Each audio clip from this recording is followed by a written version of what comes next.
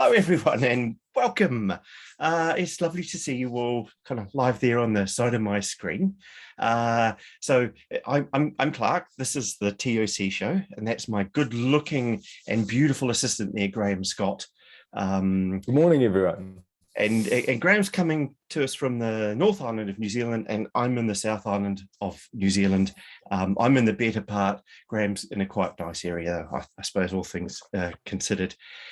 Today, I'm going to really just sort of have a chat with Graham about this thing that I call FreshTimates. And it actually goes by three names, and I'll probably mention three different versions of them. But I think the idea of FreshTimates is pretty good. It stands for Fresh Estimates. That's it. This is the most obvious idea. It's surprisingly obvious. And when you see it, hopefully you're going to think, oh yeah, that's obvious. But like a lot of obvious ideas, it's counterintuitive to people who've been used to working in a different way.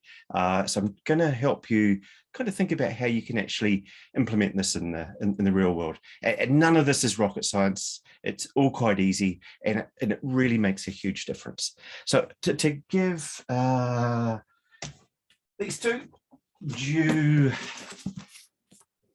reference, this isn't in the goal, but it's an idea that you will kind of see if you're familiar with, working in a flow environment, is that you want up-to-date information to make your judgments.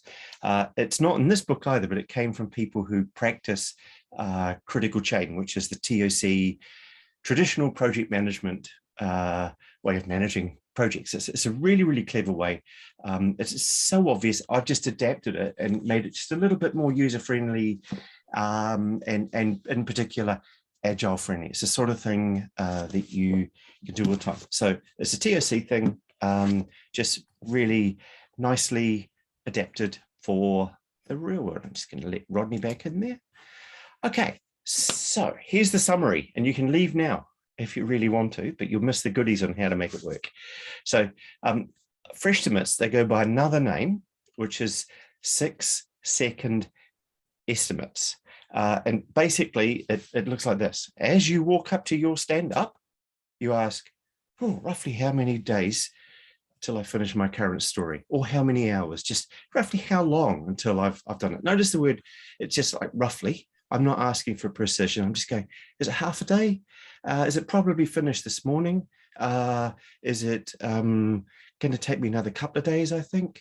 And then you just share it with your colleagues as part of your stand-up. And then, and this is like the fundamental nature of what we're trying to do in Agile, is we get information and we adapt. So we get feedback, we get new information, and we adapt. So it's just as easy as that in practice once you've got it in place. I shall move, if I can figure out how, to the next slide. So to make this take a little bit longer, and to give you a little bit of an analogy to work from now, I'm going to tell you a little story. And this isn't true. I saw it on the internet, but I spent 3 years living in Ireland, and my wife is Irish. So I'm allowed to pretend this is kind of vaguely true. And I do believe this could actually happen, sort of almost in real life. So let me just read this joke to you, so it's so I get the punchline in the right place. So a Texan, for some reason, presumably wearing a big hat, walks into a pub in Ireland, and he clears his voice to the crowd of drinkers, and he says, "I hear you Irish are a bunch of hard drinkers.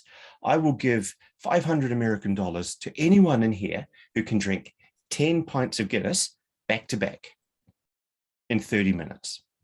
And the room just goes quiet. And one guy leaves, clearly he's disgusted that someone will take something so pure as drinking pint or pints of Guinness and try and put money around it. So he leaves, disgusted. But 30 minutes later, the same guy turns up, and no one's taken on this bet. And he comes up and he taps the Texan chap on the shoulder, and he says, "Is your bet still good?" And the Texan says yes. And he asks the bartender to line up 10 pints of Guinness, and immediately the Irish guy tears into all 10 pints, drinking them all back to back. 1, 2, 3, 7, 8, 9, 10. and just wham, gone, just like that. And the other patrons, his friends, all cheer. They're not surprised, really. But the Texan sits there in amazement. So he reaches in and he gets out his money and he hands it over. And he says, here's your money. But if you don't mind me asking, where did you go for those 30 minutes when you were gone? And the Irish chap replies, well, I had to go down the pub down the street to see if I could actually do it first. Ha, ha, ha, ha, ha.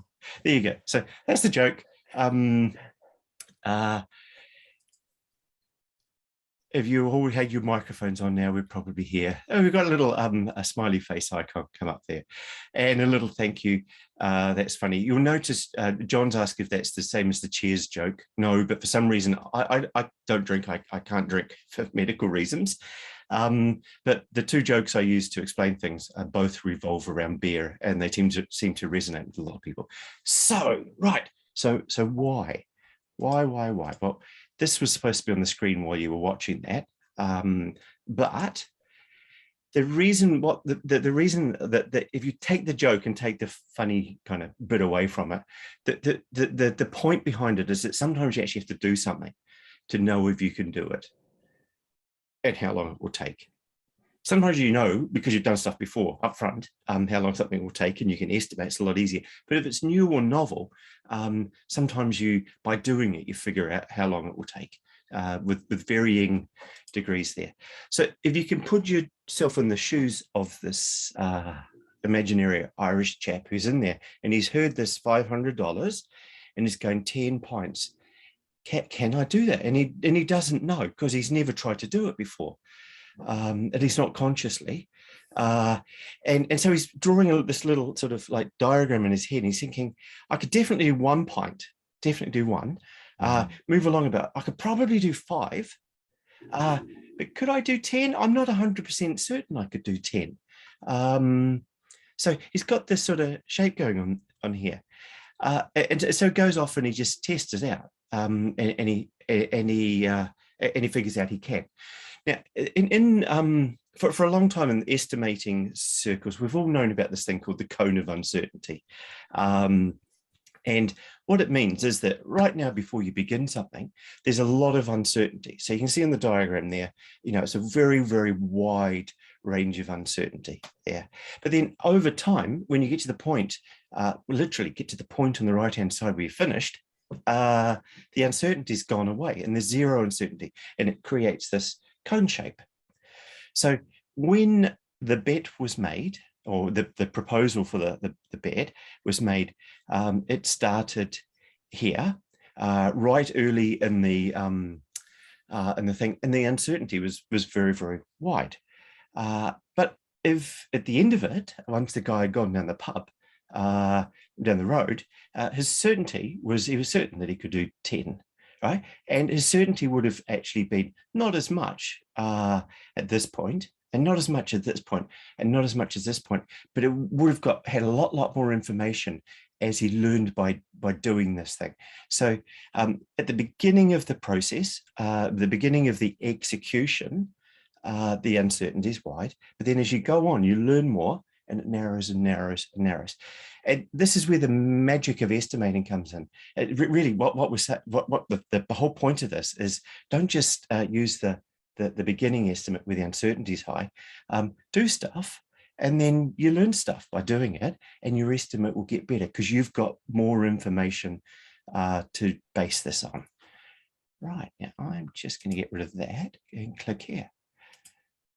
Now, there's a second part to the story, though, because although I actually told it wrong, there was a bet. This was a bet. The Texan didn't say that the Irishman would lose money, but let's just say it was a bet. And so there were consequences here.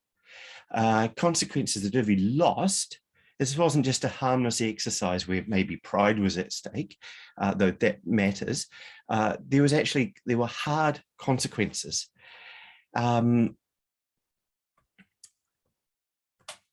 So if he had failed, he would have lost money. He would have suffered. If he succeeded, he would have gained. Now, that's the same that's true with estimates. Estimates by themselves are neither inherently good or bad. They're just an educated guess that contains some information in the number that you give.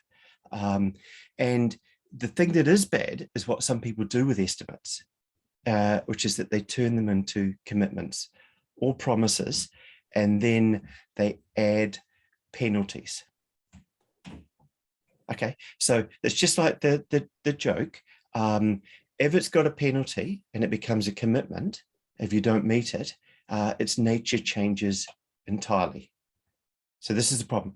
Estimates aren't treated as estimates. They're treated as commitments, and they have penalties if you don't keep them. Okay. So just adding to that, Clark, yeah. the work I've done on budgeting in organizations, that's exactly what happens. Yep. Someone asks you, how much money do you think you're going to spend next year? And you can't give them an estimate, because once you give them a figure, they lock you in on that. Yeah. And if you get it wrong, there's negative consequences. Yep. So what everyone then does is they add another, 20%, but I better make it 30% because I know they're going to cut me back. And you start to see all these games being played. Exactly. Yeah. And it's really common, isn't it? Yep. Yeah. And the same thing happens with projects as well. If you're being held accountable, you're going to pad it out.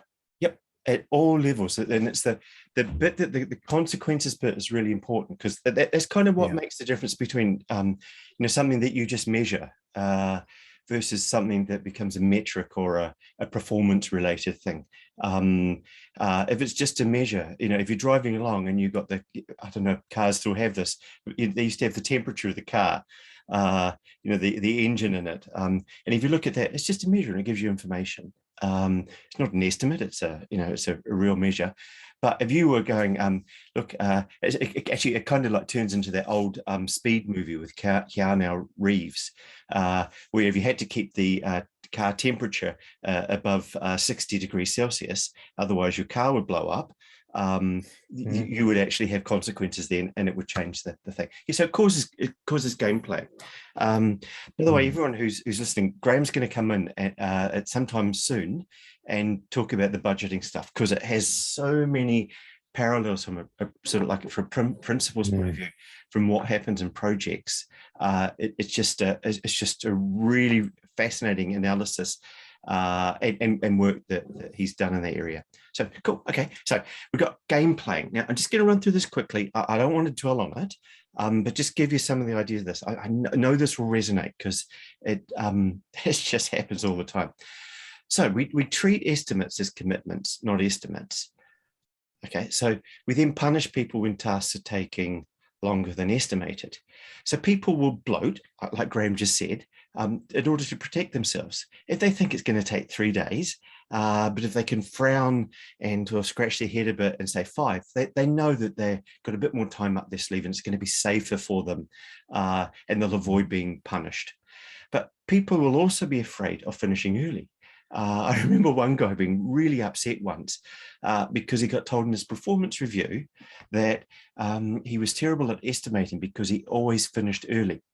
And he could have, if he wanted to, switched it around the other way. And I think he actually did. He just started padding things because he didn't want to get beaten up and be told he was a bad estimator. Now, when people run the risk of finishing early, I finished this thing and I said it would take 5 days, but I thought it actually only took 3. What they'll do is they'll start other stuff. So they'll start a second thing. And then they may even start a third thing, because what they're trying to do is keep themselves busy all the time. And they can then play a game where they've got these estimates which are bloated. They can finish them a little bit earlier if they need to, but they can play around by keeping busy. The trouble with multitasking, it's a session I'll do sometime maybe later in the year. Multitasking means that you're diluting your effort across many things. So they take a lot longer. It's not just the switching cost. A task that could take 5 days, if you've one day, if you've got 5 of them and you switch between them, they'll take 5 days each. So that means that tasks take forever to complete. Sometimes people will cut corners. And this is a theme we're going to come back to. Ian Larson's going to come back sometime soon. And we're going to do a joint session on quality. Because I think one of the things that's missing, or at least it's not explicit anywhere I've seen in the ToC literature, is that that quality suffers when people are forced to cut corners. And there'll be at least two times to do that. One is when you've estimated something and you start to run out of time and you don't want to get beaten up. The other is when you are working in a flow system, an operational system, and you are trying to keep a non-bottleneck busy. So you cut corners in order to feed the non-bottleneck. And that's actually hugely, hugely critical. If you run a system faster than the bottleneck, you get not only built up work in progress, you'll actually get corners cut as well, which causes rework or inferior products. So quality kind of ties a lot more into ToC than I think a lot of people recognize. Yeah, so you get expensive rework, and then you get your project delayed because you're busy trying to fix stuff that could have been prevented. If you've got all of this kind of stuff going on, then you're going to get project managers, or whatever term you use for people that are overseeing this kind of stuff. And the doers, they'll end up playing negotiation games. And you've all done this. You know exactly how this works. You negotiate. I ask for high, they ask for low. You meet somewhere in the middle, and then you'll cross your fingers because no one knows the right answer, because you can't know till you've got a decent bit into something. But the result of that, and a lot of these behaviors, is that it robs people of their intrinsic joy of working together. It creates unnecessary tensions and awfulness, and it just lowers if people are playing games and negotiating each other, it lowers the trust. And if there's one thing that I think is at the base of pretty much everything we do in the office, it's the level of trust that we have. And it's not just the office, in life. Low trust creates a whole lot of behaviors that are necessary to fill in for where the trust is. And that slows us down and makes us very sluggish. Okay, so there. So now the proposal sorry, Clark, just before, we've had a question from Angie. You said she's asking what you meant by adapt. Who's adapting? Cool. Everyone's adapting. Hello, Angie. Yeah, it's a good question. Let me just switch this back here. So everyone is adapting, and I'll show a bit more of this in here. But as a whole, the team is going, we've got new information. We've got a fresh estimate, a FreshTimate. And that's given us new information. And what we were planning to do before we do that isn't going to work now. So as a team, we figure out how to adapt. So we do it in a nice collaborative, adaptive way. But if you're in a different circumstance, sorry, actually, no, just generally, that's true. Suddenly the reality we planned on isn't true anymore. So we need to adapt. But hopefully we do it. So someone said, look, my task is going to take a little bit longer than I thought. So everyone else can go away and do another project, or actually I've had a good run and it's going to be ready half a day early. Yep. So people can stop multitasking and getting ready. Yep, that's it. That's simple. And you can it just allows you to coordinate better. So the adaptation, the adapting to the new information from a FreshTimate allows you to coordinate. Sorry, I'm not sure if everyone else did, but I just lost you for a second. Oh, sorry, Clark. Okay,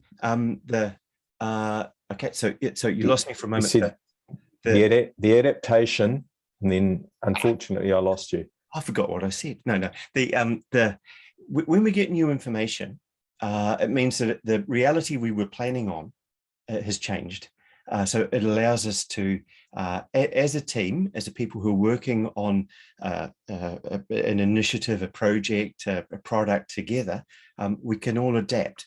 And it's one of the most fundamental things of Agile. Way back when I first discovered Agile, I did one of the very first courses with Ken Schwaber. And he said, look, it's an empirical system. We get get information and we adapt, and it's at the heart of the Agile way of working. Yeah, it's a good question. If you like analogies, I think that the problem that we often use is that we treat estimates as if they're like the 5-day forecast you get for weather, and then on the second day we don't. If the weather's changed, which it does, it would be stupid to stick with yesterday's forecast. We just get fresh forecasts all the time. Can I check, Angie, did you want to come in and chat there? Because I think I saw your video come on.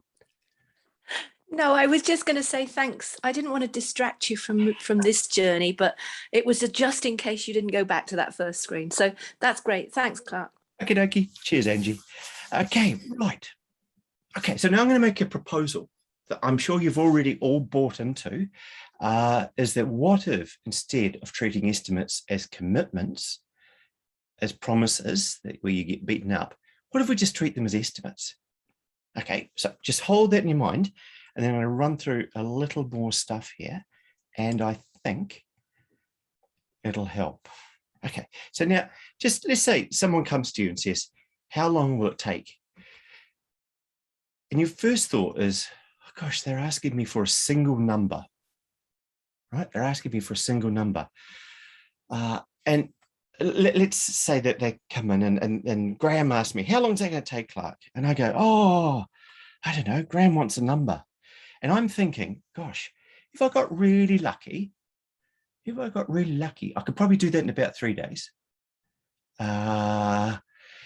Most likely it's going to take 7. But realistically, it could take me 15 days easy. And sometimes it might even take longer.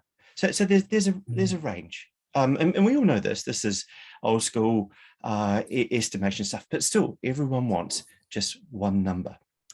Now, Rodrigo's put in here t-shirt sizing.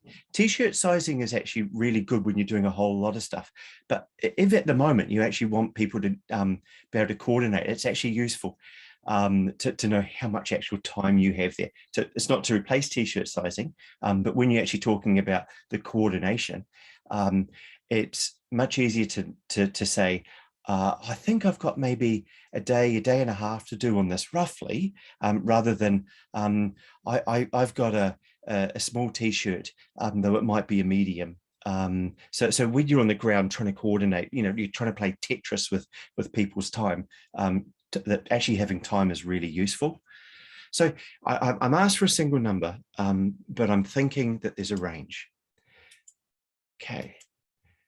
But there's a whole lot of other things that go on in my head. It's like, will it grow bigger? Yes, it will. Occasionally things get smaller, but they usually grow bigger. And who's going to work on it? What's their experience? So like Graham does all sorts of things, but he used to, in a former life, be an accountant. It would take me 3 months, maybe 3 years to do my annual reports. And I'd probably have a heart attack halfway through it with the horror of it. Graham used to have people that, for someone like me, he could hand them over and they would do it in a few hours and then charge me a fortune. Yeah, fair enough. Because it was such a bloody mess when you brought it in. It might be that. By the way, Rodrigo was complimenting you on the t-shirt you showed us, rather than suggesting you use t-shirt sizing as a measure. Okay, actually, that's quite good. I love that. We should. Was someone mind popping in the chat the Father Ted Small and Far Away video just from YouTube? And just so if anyone wants to understand why that's hilarious, that would be handy. Right, okay. So there's these things. We're wondering when how long ago, and how much do I know? Like, if this is brand new, it's going to be really quite daunting. If it's something I've done before, it's going to be a lot easier to estimate. And like, do they want these best, likely, or worst numbers? Do they want the duration of the effort? So if I've got something, and I reckon if I sat down and I spent a really intense day on it with no interruptions, nothing there, and I focus on it, would take me a day. That's the effort. But if I've got a lot of interruptions, a lot of other meetings, I've got other commitments and stuff, it might take a week. So duration and effort are quite different things. Who else do I rely on? How reliable are they? Will I start on time? Will I have everything I need? Have I done anything like this before? Will I be punished for under or overestimating? There's all of these things going on in your mind, and you're trying to come up with a single number. Now, I'm going to suggest here, for the sake of FreshTimating, that we do come up with a single number. Sorry, there's another one here. How many tasks am I working on at the same time? So I'm going to just say we're going with the idea we're going to have estimates, right? And I'm going to suggest some behaviors and things that we have to do. So if we start on the top one there, 1. How many tasks am I working on at the same time? One of the key things that if you want to move quickly and deliver lots and lots of stuff, is everyone should try their very best to multitask. No, they should try their very best not to multitask. They shouldn't spread themselves thin. They shouldn't dilute themselves. They should focus on start one thing, finish it. Start one thing, finish it. Start one thing, finish it. Except for emergencies. But if you get in that mode of starting a thing and finishing it, one thing at a time, your flow will just zoom through. It's huge. You might have a second thing that you go, if I start on this and my brain is now, it's too full and I need to leave this for a couple of hours because I just run out of juice for this particular thing. Go do something else then, and you'll be fresh on that, and you'll get a lot more progress, but then switch back to your number one thing. So multitasking is absolutely evil and destructive, but it's also easy to prevent. If you just have a rule, we just work on one thing, and that's very easy in agile environments. I'm going to say that we just work on likely estimates. It's just far easier than going, well, if I got really lucky, but if I got really unlucky, just go, well, what do you reckon? What's likely? Roughly, what are you going to do? Okay, so that's the right-hand side of the diagram. Down on the left, we're going to, will you be punished? No, because we're treating estimates as commitments. And I'm going to show you a mechanism I've used to make that work. Because if you're starting with low trust, it's very easy to flip back into treating estimates as commitments and punishing people for it. We're going to use duration. But again, it's just an estimate, roughly half a day, roughly 3 hours, roughly 2 days. If you're working on really big non-agile stuff, it could be roughly 2 weeks. And then the one variable that we have here that we're going to play around with the most, those other ones just kind of set some rules, is how much do I know? Because at the beginning, remember, the cone of uncertainty, you don't know nearly as much as you do on day 2. And not nearly as much as you do on day 3. So how much do I know is our kind of our secret weapon here. And we're going to exploit that by getting fresh estimates. Rodrigo, thank you for the multitasking in that case. The video's there in the chat if you want to have a look. And I just can't emphasize this enough, because as you watch these things, it's not clear if you read the ToC books. It's not clear, it's vaguely mentioned in this book, but multitasking is probably your enemy number one. And Agile does a good lot to prevent multitasking, but it's never really made explicit in these books. It was something that a friend of mine, one of my ToC heroes, Tony Rizzo, realized much later after this came out, and he banged on and on about it. And I'm going to start doing that soon too, because multitasking dilutes everything, and it keeps you busy, but it's really, really evil. So that one there, don't multitask. Right. And this is something we learned back in the day when I was an accountant with my own practice. Yep. Is one of the traditional things you do in an accountant's office is you measure your time in 6-minute units, and at the end of the week, you see who's the most efficient, who's been the most productive. And the behavior that leads to is people get partway through a job like clerks, and they realize that not all the information is there. So they send them off a quick email, put the job down, and start another job. And the same thing happens. The guy that bought the practice off me, when he came to work for me, he had 21 half-completed accounting jobs on the go. Wow. We brought in a rule. We just threw away the productivity measure, one thing at a time, and the work just started flying out the door. Yep. What we realized is that when you send the email off asking Clark for that bank statement that's missing, if he hasn't answered within a couple of days, he's forgotten about it. Yeah. And then he'll ring up 3 months later and demand to know why his accounts are taking so long. Yeah. And then it's our fault for not following up. Oh, fair enough. So this happened. But in the meantime, the staff member who had 21 sets of accounts on the go, none of that had been billed, and yet he was still expecting his paycheck every week. Yes. Wow. So that's work in progress building up. And as soon as we stopped measuring individual productivity, and that was the trust thing, I think, coming through, then the work flew out the door, and I have no idea whether people were 60% productive or 80% productive, but I could see at the end of the month we were billing more and more, and that's all that really mattered to me. Yeah, that's really good. Yeah, there's a thing there with Munwai has put that it's limiting WIP, and that's kind of like a shortcut that we use. That multitasking, just something about multitasking is it can often be very, very invisible.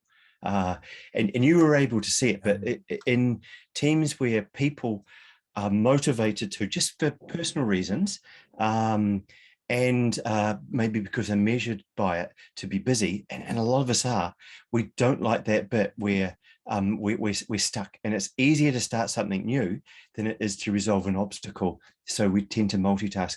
And if you've got a team of people, it's surprising if only one of them multitasks and dilutes their work. If they're all working together and they're trying to coordinate, it can cause the whole team to inadvertently start multitasking. And everything slows down, but they often don't notice because they're busy. Okay, so I'm just going to carry on here because this is all of the current reality stuff. But this is some of the rules that we want to change. And multitasking is really big. The simple bit, just use likely estimates. We stop the punishing people, and we just use duration. It's just easier. And when you're doing multitasking, it's very easier to use duration. They're the same thing, more or less. But then we exploit this bit that we learn more as we go on. So here's our cone of uncertainty. So all we do, like I said right at the beginning, is when we start with an initial estimate, we go, oh, I don't know, 5 days. And then we get into it a little bit. We suddenly have a bit more information. Go, oh, it's harder, it's easier. It's a lot bigger. God, I have no idea how this is going to do because there's these bugs here and I can't get into it. I have to fix them first. Or actually, I think it's Bob, but Bob just went on holiday for 3 weeks. Every day as we go along at the stand-up, we just give a fresh estimate, get a fresh estimate. As we walk up, it takes six seconds. I'm working on that. Oh, I reckon it's about another day. Okay, just as easy as that. If it takes you 3 seconds, you're probably spending too long on it because you'll know instinctively. And then you just get the information and then you share it with the team and then you adapt. And then the team adapts around it. I'll give you examples of that coming up. So we just get these fresh estimates and we exploit the nature of the cone of uncertainty. And I am just going to give you a little tiny example here. When I first started putting this together, I've been using this for years, and it surprised me that no one else did this. But there's this inside the Agile community, and understandably, because of the way estimates have been treated in the past, people hate estimates. But then what I've found is that teams that do this and get beyond that and just use them as information to coordinate, they see them as a productivity tool. So, for instance, there's a senior tech lead with a team I was working with, I'm not sure, maybe 10 years ago. And I just remember, he's Paul, and he had less hair than I've drawn on the diagram here.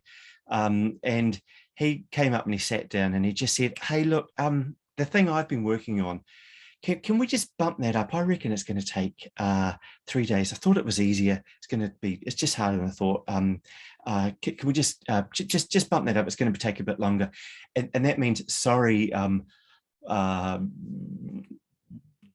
Jane, sorry, Jane, I thought I'd have it ready, but it won't be. Is there something you can do? So people do this, that they do this anyway. We think in terms of time, and all we're just doing is just sharing the update in a nice, safe, trusting way. And Paul did work in a high trust team, and he was the tech lead. So we're demonstrating this. He also made it a lot easier for other people to do exactly the same thing. Right. So there's 6 steps to the 6-second estimating, FreshTimating, lestimating process. Now, the first one starts out like this. Is it the project manager or the scrum master or the team make this promise?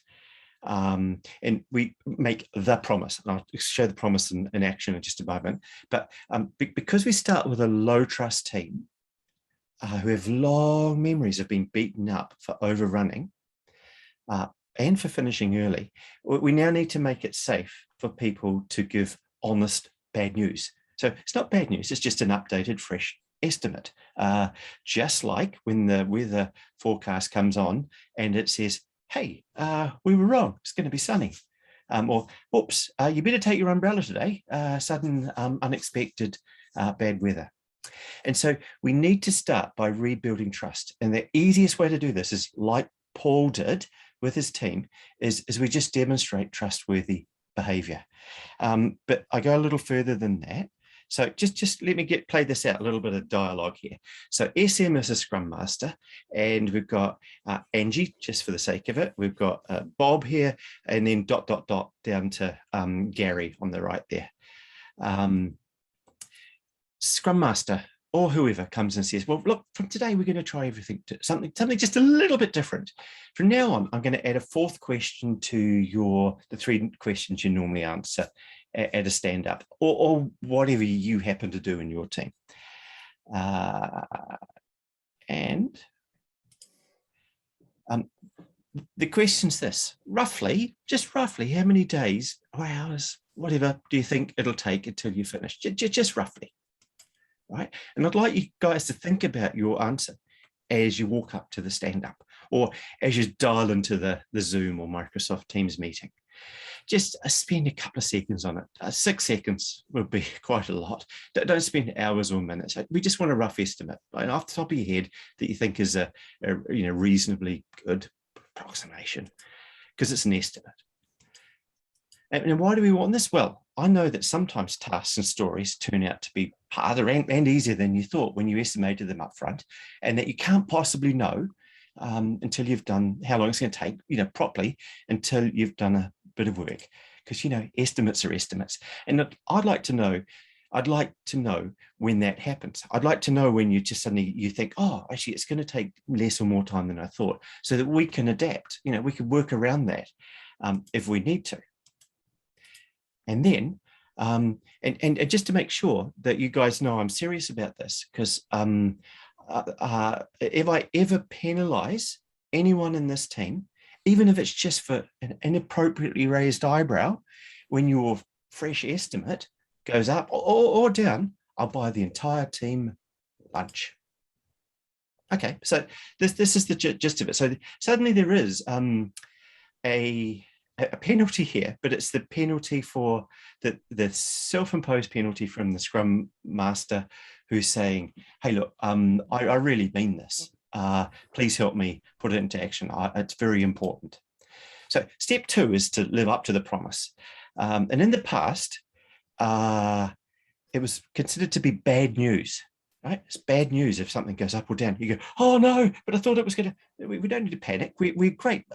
We're agile, we're flexible. We know how to adapt. That's in our, kind of like in our DNA.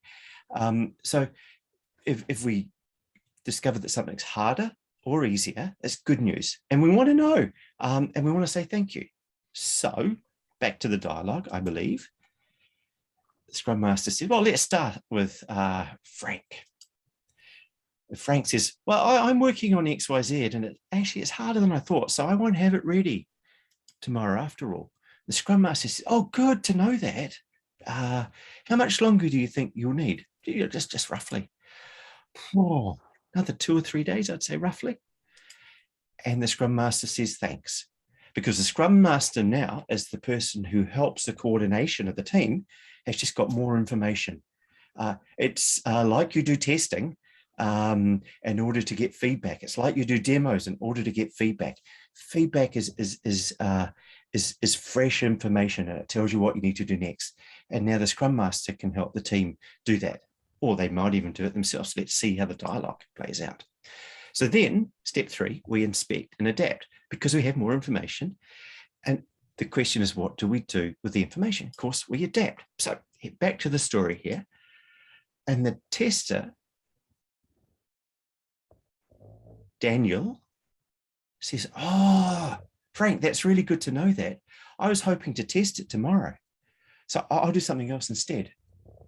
Okay, so now if you just imagine here, you're playing Tetris and there's all of these things moving around.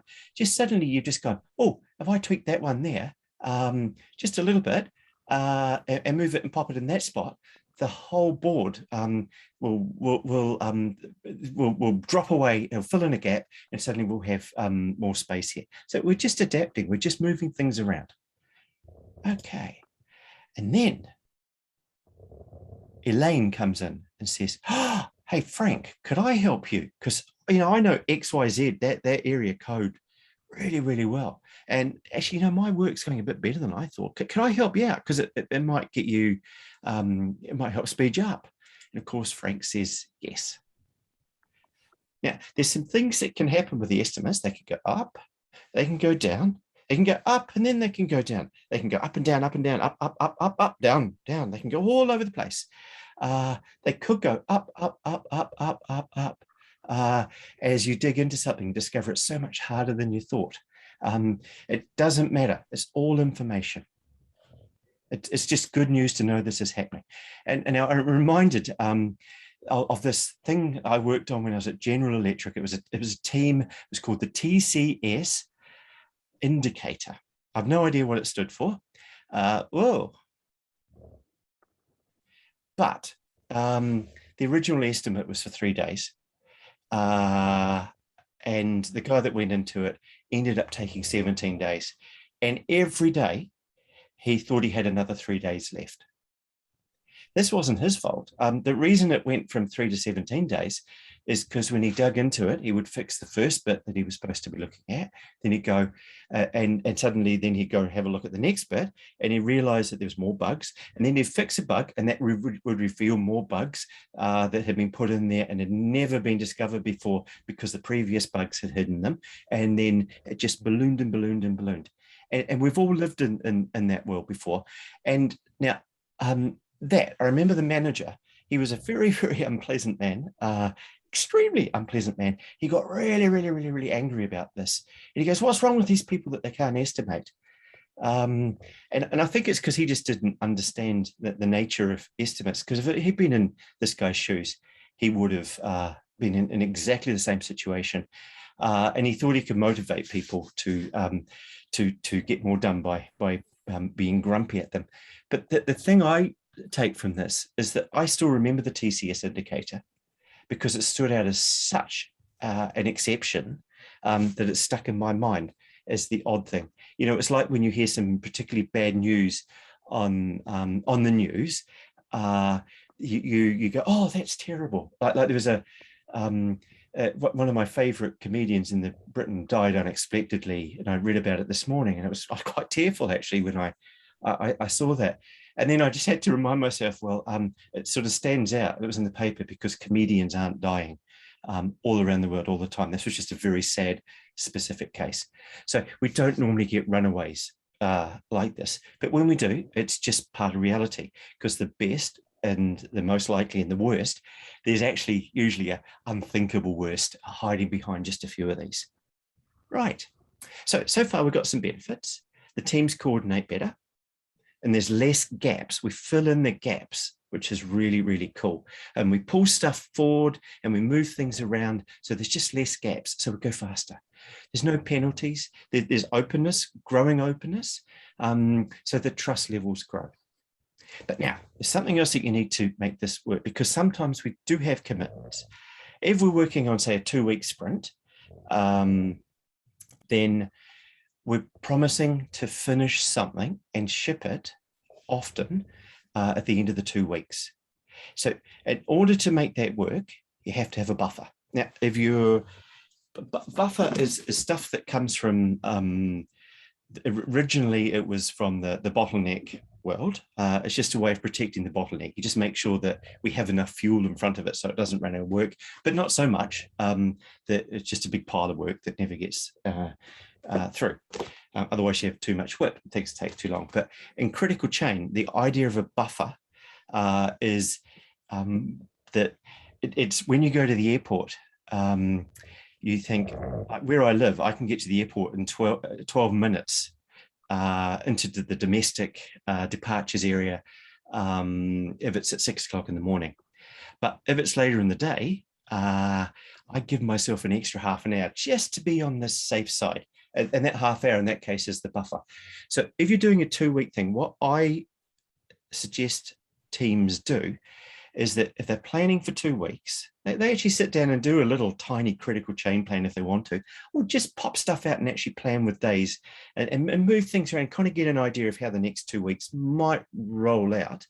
But then they under promise and they only commit to what they think they could probably, if things went quite well, do in 7 days, and they leave themselves 3 days for when things don't go so well.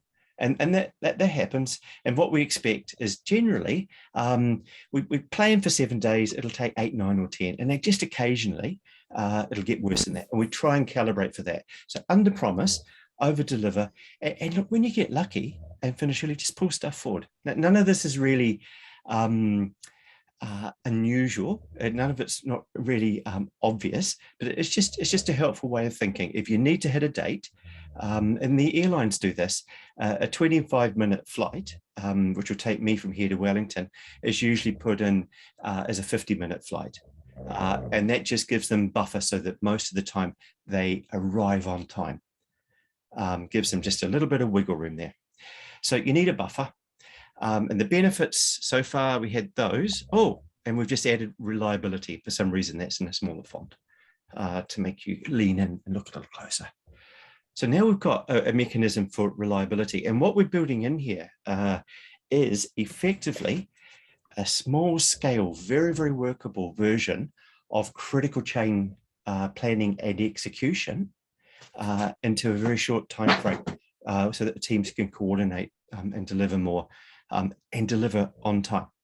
If that doesn't appeal to you, that's okay. But if it's important to be faster and reliable and to work in a nice place, this is a really cool way of doing it.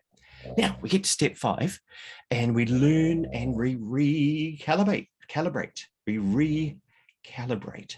So previously we're getting information and we were adapting at the sort of the micro level when we're talking in amongst the execution bit. Now we're lifting it up a bit and we think of improving. So we're recalibrating, because what we're going to find is that over time, sometimes we might just have a culture where we happen to be just unduly over optimistic. We've never really noticed it before. It could be one person, it could be everyone. Could be just a bunch of people, or sometimes we might have people who are very pessimistic. And it's just interesting when you look at this stuff and actually see, oh, my initial estimates, what's actually just been happening? What have we learned from doing this and doing as a team and as individuals, just to try and get a little bit better. So you might, you just look at the patterns and then some people will just self calibrate. Now sometimes if things are constantly, hang on, need to move on here. Sometimes we might notice that we're just really really optimistic. So say we thought something, this is a big thing, going to take 10 days. But then when you look at, the original, I got that round wrong. Let's say the original estimate that people come up with, they thought, I've got to do this oh, it's roughly 3 days. And then the next day, it's roughly 3 days. Then the next day, I think it might be 4. And then 3, 4, 4, 3, 2, 2, and then suddenly 0. And it takes 10 days. If that was a pattern that went over and over and over again, you might go, I think I'm one of those people, which is in the majority of the population, but especially software people, where it's impossible to believe that we can't do things really quickly and cleverly, and that they almost always end up being much harder. We might just recalibrate and go, I think I might have an optimism bias. You might also have a pessimism bias. As a one-off, it doesn't matter. But if it's a pattern that happens over and over, if you go, 6 days, and then you go 5 days, and then 0, and that kind of thing happens again and again and again, you just might go, I might have a pessimism bias. And the last one's a bit tricky here.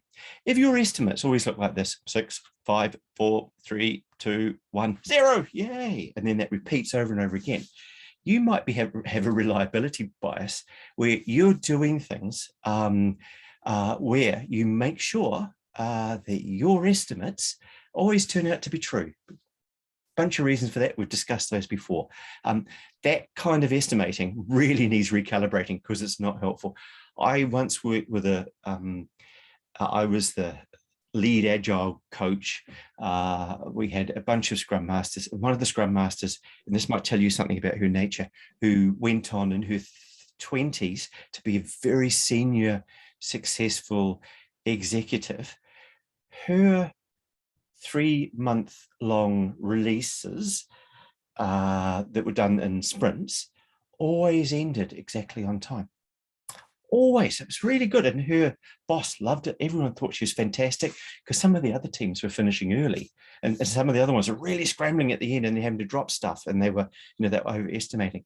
But she'd done I discovered what she was doing because she wouldn't take any help from me. And I kept, offering help and I wouldn't. And then I just started asking, just chatting to some of the people, how's it going in your team? She goes, all right, but it's really boring at the moment. Oh, why is that? Oh, well, now that we've done all our work, we've got another 5 weeks to go before we finish. So we haven't got no work. We've run out of work, but we're going to finish on time. So that thing there is wasted time. And that come from her getting the reward for looking like she was reliable. But what she was actually doing is she didn't have she wasn't brave enough to figure out a way of finishing early and making everyone look heroic by pulling stuff forward. Not as simple as that, but she went on to be very successful. Okay, now 5B, what else are the numbers hinting at? You might find here that some people have skills knowledge. You might find that some bits of code are really buggy. And so when you look at them, and go look at them there, it's very hard to estimate how quickly or how long something's going to take. Someone, even just one person in a team who's multitasking can actually cause, it's kind of like if you've got Tetris, and just imagine this great big circular shape drops down and you can spin it around, but it's still a circle and it drops down and it takes up all the space, but it's invisible at the same time. And that's what we're just having one key person multitasking can slow everything down. And the other bit there is that your tasks, they just might be just too big. And we've got lots of techniques to do that. Now, step 6 is after you've got the hang of this, you recalibrate your pre-sprint estimates. So that's kind of old language. It's assuming you're doing sprints, your initial estimates. Okay, so let me just make a distinction here, is that there's a distinction, and it's a lovely distinction that was made, I can't see the book now, in ToC between planning and executing. So you come up with a plan, that's one thing you do, and that comes up and it sets up your project or your sprint or whatever you're kind of planning out a little bit ahead to be successful. During execution, this is when the FreshTimates come in. So we're executing and we're adapting, because that's what you do during execution, when your plan and your reality start to diverge. There's an interesting thing that you can do once you get used to this, is that you suddenly realize that the amount of time you spent previously to get your initial estimates, you're probably spending too much time. on it, because previously your mindset was, I've got to spend time to get this as close as I possibly can, right? But there's we know about the cone of uncertainty. Hang on, let me skip over that. But there's diminishing returns with estimates. So upfront estimating, the more time we spend on it, the more precision we kind of build in, but we don't get really any more accurate after a wee bit of time. But we feel like we're getting much more sense of precision, and we're getting better at it, but we're actually not. So if it's worth Googling accuracy versus precision if you're not sure what this means, but we're just adding lots of detail, we're adding lots of confidence, and a number is getting more and more precise. And, you know, if it's a big thing, we might even have spreadsheets with all sorts of different things. We might put factors in and multiply by this, by this. But at the end of the day, we might be, when we get to that point there at the top of the peak where it says accuracy, we might go, look, this is about 4 days. Everything else is just adding precision. It's trying to say that it's actually 4.2 days, 4.5 days. Maybe we bump it up to 5 days. But honestly, in the big picture, it's just a waste of time going beyond that point, because the returns actually diminish very, very quickly. So the stuff applies to task estimates, not commitments. Okay, so this is the final bit. So you've seen the 6 steps there. The most important bit is building trust, and then just having a chat and collaborating and doing all that lovely, wonderful stuff where you work with your colleagues and you go, hey, look, we've got new information, fresh estimates, fresh information. What are we going to do about it? But this stuff applies to task estimates and not commitments. And what I mean by commitment is an external commitment you've made to a customer, to a boss, to someone else. Effectively, you've got a due date and it's important. You have different mechanisms for that. And especially in Agile, you don't treat those commitments as estimates. Or if you do, you make it very clear. So that's what we're estimating. It'll be ready on 1st of December. But if you want a commitment, we're going to have to work really hard together to make that real. You're going to have to probably manage a lot of scope ruthlessly, and we're going to have to collaborate very, very hard together to make that happen. But if it's a bit looser than that, and it's just something you'd like to be done quickly, we still have to do all that stuff. But it's probably December 1st to maybe March 1st, you know, when you're talking on a much bigger scale. So use this at the low execution level, but at the higher level, planning for delivering big Agile stuff. There's a whole lot of other stuff here. Don't use critical chain for that. Use some of the critical chain principles. And to be honest, if you want to know how to do that, I can't see a copy of my own book. Read my book, Rolling Rocks Downhill. And by the way, I'm going to start a reading group for that properly shortly, and have some stuff around that for free, so that we can go into that. And now would be a good time for me to wrap up and say, so here's the summary, right? You know, your stories, your tasks will take more or less time than estimated. You just know this. You know, you'll know more on day 2 and even more on day 3. So use that knowledge to inspect and adapt. And that's that. Sorry, Graham, I didn't give you much of a chance to ask questions and things. I'm just glad to see it's fine. It all made sense, and I think the questions I had were answered as we went through. I was interested in your story about the lady who always finished exactly on time, and I figured she must be cheating somehow. Mm-hmm. And it's exactly the same. People who exactly meet their budgets mm-hmm. have basically padded it out, and then they're spending money, wasting money up to the level. And she was doing the same thing, padding it out, and then wasting the time that she had.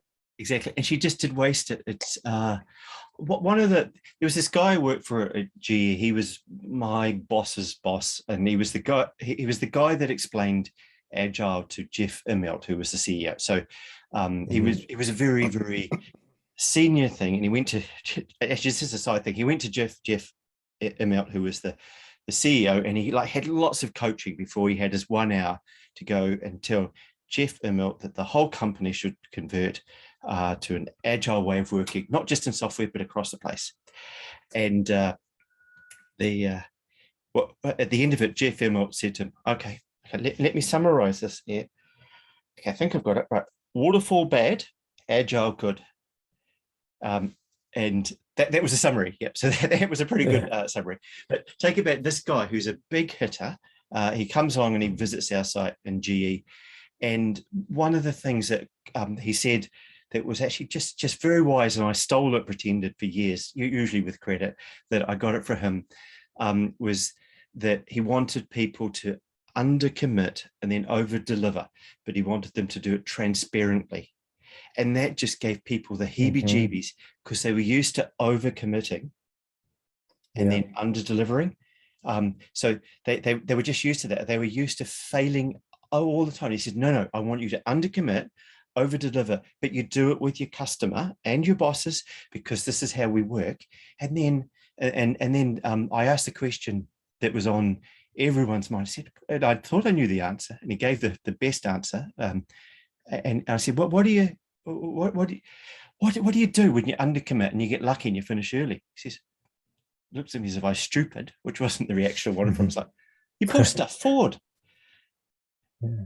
And that was it. So there's a big mindset change here. And so at this low execution level here, the actual hands-on coalface bit of it,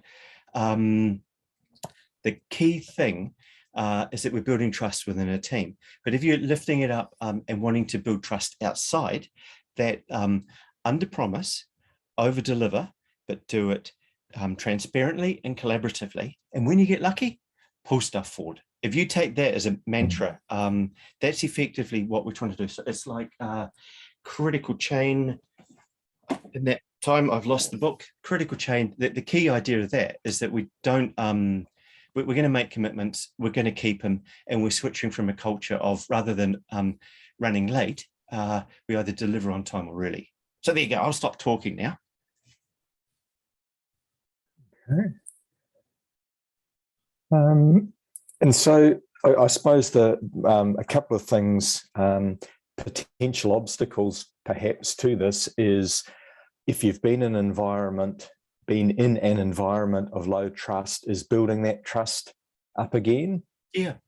So that people know they're not going to get punished. They know there's no consequences. And at the end of the day, the job is going to take as long as it takes. I mean, the weather next week is going to be whatever it is, no matter how many estimates and forecasts I do. It's that sort of... That's it. It's like we can estimate comfortably for seasons. You can go, it's winter, so it's probably going to be cold. Summer, it's probably going to be hot. Spring, autumn, might be a bit windier, bit of change in there. But when you get down to that lower level, you can't predict. So the best way to predict is just get these fresh forecasts or fresh estimates all the time. Just to go back to the trust thing, I really genuinely 100% think that the biggest blocker to people actually putting all of these good ideas into the real world is that they start in low trust environments, and then they concentrate on getting the techniques and stuff in, and they usually but what they should do is concentrate on getting the techniques and stuff in while building trust. And so job number one is to rebuild trust. And then you've got to behave in that way. And then when you do that, it's so much easier to adapt. And the trust is necessary for the changes in behavior for all of this ToC and other stuff that we do, and creating the collaborative environment. Otherwise, it's good ideas that just get kind of either forced on people and then rejected, or just rejected. And so, I mean, the best explanation I've seen of trust, because it's often a very hard word to explain to people, and they start getting into honesty and integrity, and you get in this loop. Oh, well, it means you're honest. Well, what does integrity mean? It means you're honest. And what does being honest mean? It means you've got integrity. And so best explanation is you do what you say you're going to do, and you keep doing that often enough that people can rely on you. Yes. If I say, I'll call you back, Clark, if I do it every single time, eventually you'll trust me when I say, oh, look, I can't talk now, I'll call you back. Yeah. You know that I will. Yep. And so if you say there will be no consequences for getting it wrong, Yep. you better make sure that there's no consequences. Definitely. There's the little analogy I quite often think of is if you're walking along the street and you find there's a dog coming towards you, and you see a dog, and you hold out your hand just so that the dog can kind of come and sniff, and just you can get a kind of feeling if you trust each other, and the dog will decide whether he or she trusts you, and then you build up, and over time you know, once you've established a little bit, it kind of like spirals up and up and up. So I'm wondering if we might sort of wrap up about now, unless there's any questions or anything anyone wants to come on. Very happy to ask questions, answer questions. Can I just one last, I think, obstacle, and I'm interested to know how you handle this. If people aren't multitasking, then they must be idle at some stage. How do you cope with that? Right. Okay. Because everyone knows if you're not busy, you get fired. Yeah. You have to handle that at the same level. It's one of those behaviours that you have to make acceptable. But I guess looking who's on here now, people know I talk about a U-shaped team, which is if the U-shape is the bottom of the U-shape here. Imagine a chart which shows where, what am I trying to think, where relative capacity is. So the bottleneck's the bit at the bottom. You want the bottleneck to be the developers. You want the people upstream of them to have time to think. So having spare capacity there can often be put to thinking, to looking forward at other things, to do all sorts of other things if you have spare capacity. The people afterwards, you want testers, for instance, to be able to give time to give really fast feedback. You want, so the people who are releasing your software, if they're a separate group, you want them to have time to prep stuff so it goes really smoothly, and to do it whenever you need it to be done.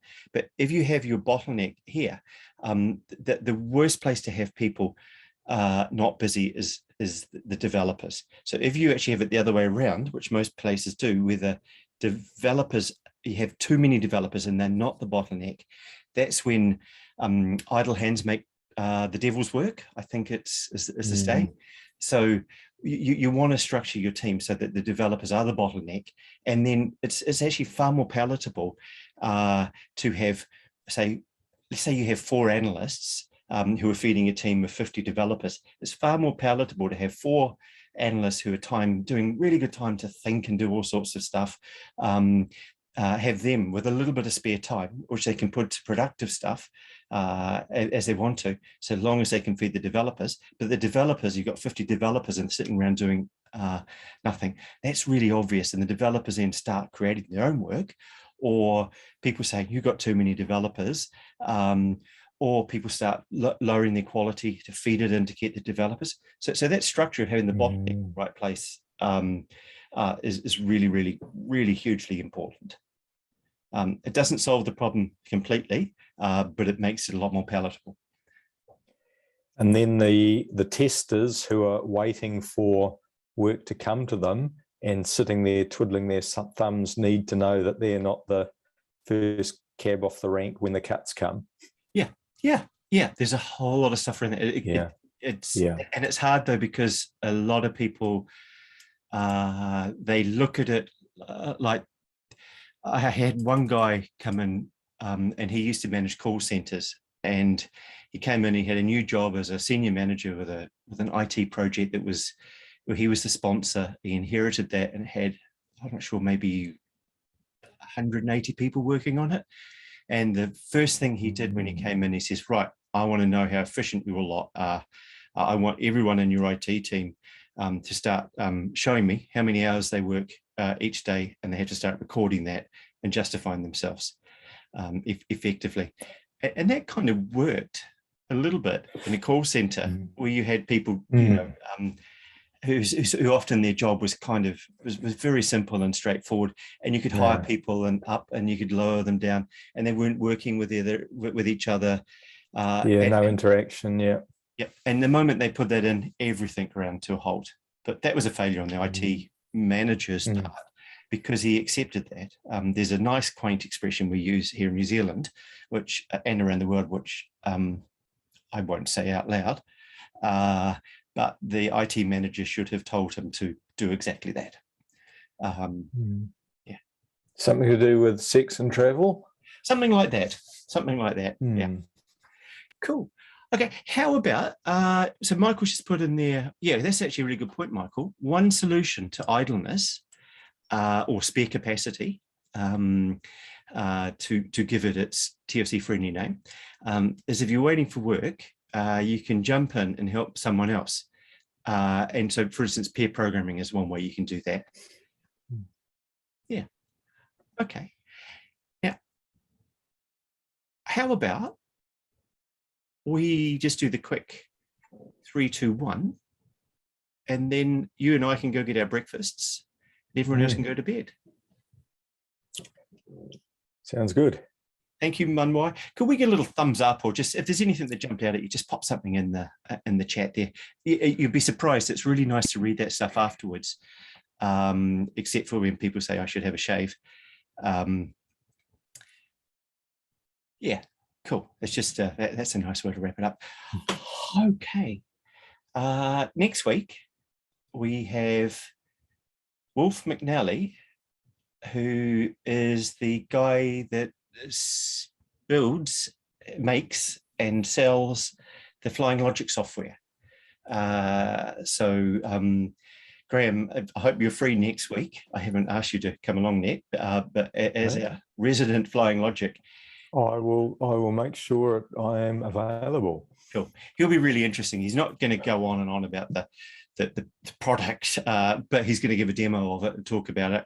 And he's quite clear that if you're an advanced thinking process person, it's a really good thing to have. If you're a beginner, use sticky notes or Miro or whatever. But when you get to the advanced level, it's really good. So he's going to talk about that, other sort of like a whole lot of things about thinking and how he runs a small business. And he's a ToC guy. It should be really interesting. And what's really interesting is he learned his thinking process stuff from this book, Lisa Scheinkoff's Thinking for a Change.